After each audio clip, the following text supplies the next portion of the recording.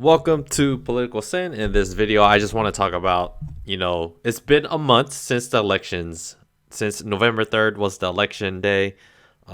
It's been a month. Not all states have verified their, the electoral votes yet. So we're just kind of waiting on like all the states to finally certify. And we're trying to figure out, okay, how much fraud actually was there? And it says right here in the article by ABC News, the DOJ hasn't uncovered widespread fraud that would change election results. AG bar. So the Justice Department themselves has said that they haven't found any widespread fraud that would ultimately flip the election. Now, I think that's really important to understand that how they kind of phrase that. It's just that there is fraud. It's just we don't think that there's enough to actually change the results. And this is my difficulty really talking to people about voter fraud. Okay, look, we can all agree that there is some form of voter fraud. And it's all the question is always how much, right? How much?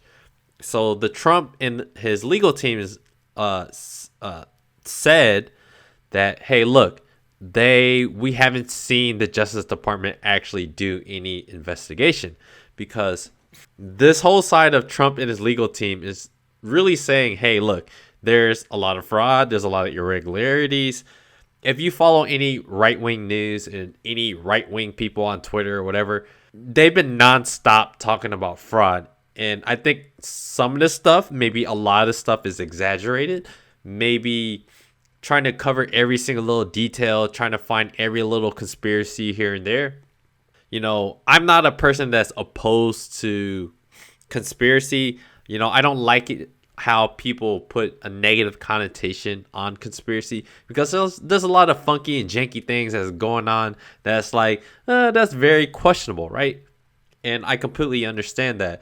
And I'm all for wanting an election that is free, that's fair, that everyone knows, that's airtight, that understands, hey, this was not fraud because we have this system in place where it shows, hey, look, this is how we know that we didn't mess up. And that is always going to be how people more on the right is going to scrutinize the process, because if each state really has their own thing of how they handle the election. They have their own way they handle it, right? Each state, it really becomes a thing where, since it's not like everyone, it's not like uniform across, where, okay, now we have to complain about how Georgia does their thing, how Pennsylvania does their thing, how Michigan handles their voting, their registration, and all that stuff. It really does become really annoying for the average citizen like me. And like, I'm just trying to figure everything else like you guys. That's pretty much what I do, is trying to find out as a regular person that's out here trying to read the news, trying to go through, follow these people, try to figure out what the hell is happening. And it's still confusing. You have people on the left that over exaggerate, that are just dismiss voter fraud. I think that is a very not safe way to go about things, especially in the future. Trump is only now. We're going to have multiple candidates in the future that maybe people like on either side that are more, let's say, have more respectable leadership. People look up to them more.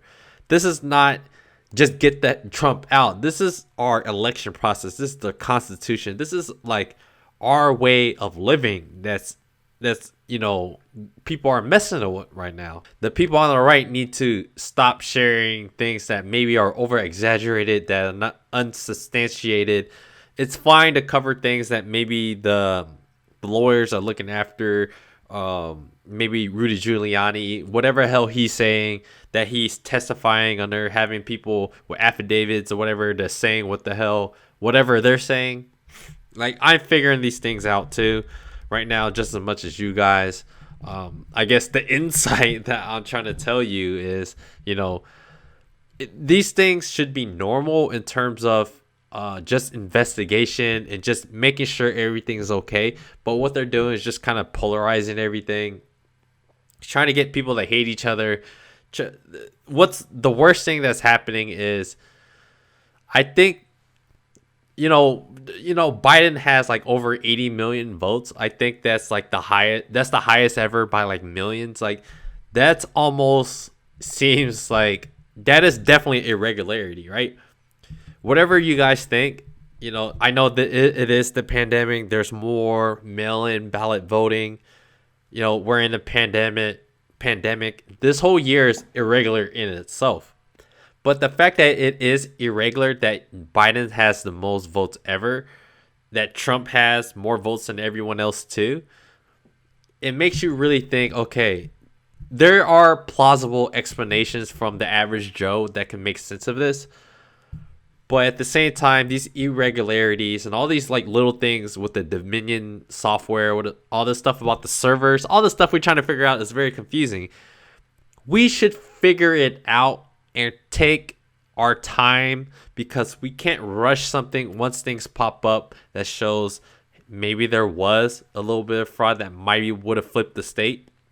Let's say Trump might have ended up flipping Pennsylvania. Obviously, he'll still lose, but it's still good to go through this process the same way we go through the coronavirus outbreak process of trying to figure out mask, no mask, lockdowns for 2 weeks, all these type of things that really affect our lives.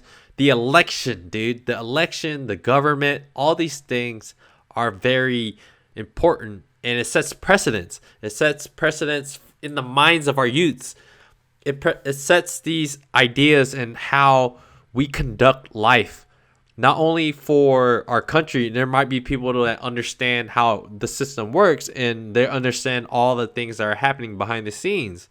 But for the average person and the people that are millennials like myself and, Gen Z, these are the people that think that in this day and age of technology, they think that all the crap and all the foolery that's happening in this election, in the politics and coronavirus and the misinformation and all this stuff, the DNC, the RNC, all the stuff that, they're doing to really screw over people, it sets that precedent for them, for those people that experience politics and experiencing news for the first time, that have that trust. And it's like people like me that's telling these people, you shouldn't trust these people that much, okay? You should always walk into this and take sometimes what people say with a grain of salt. And it's almost like I'm telling people to be more conspiracy theorists, but you weren't there. Like, we're not there. We have to legitimately believe in these people to tell us the truth and tell us what's really going on.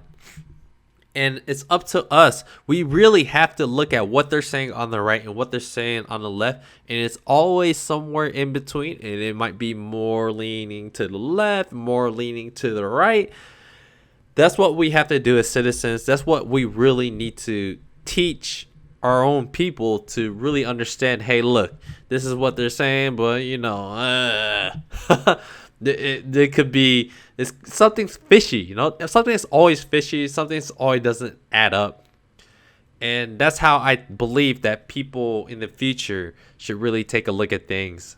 I really want to, I have this in the background just so people know I'm not like just messing around, just lying about stuff.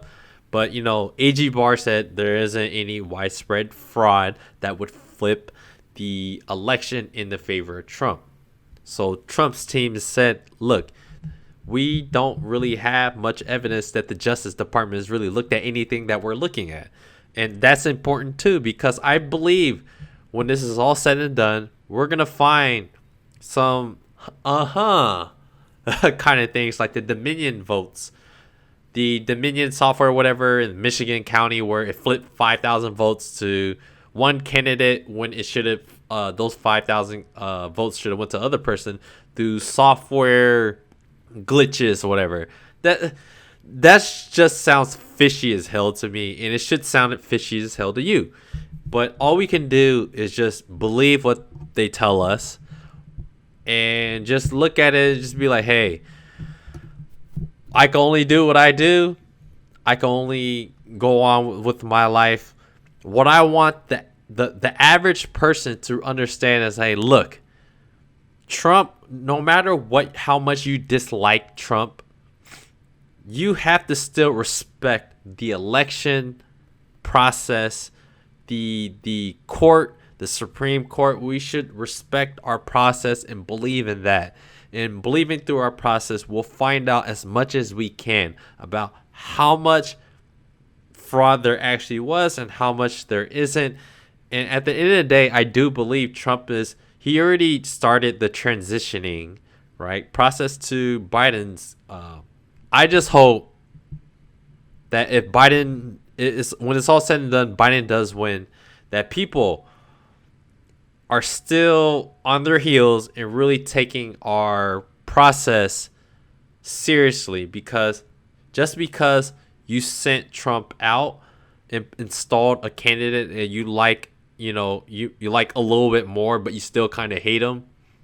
All the things are in place to screw you over, you put a system in place to continuously screw you over and steal elections if there is fraud.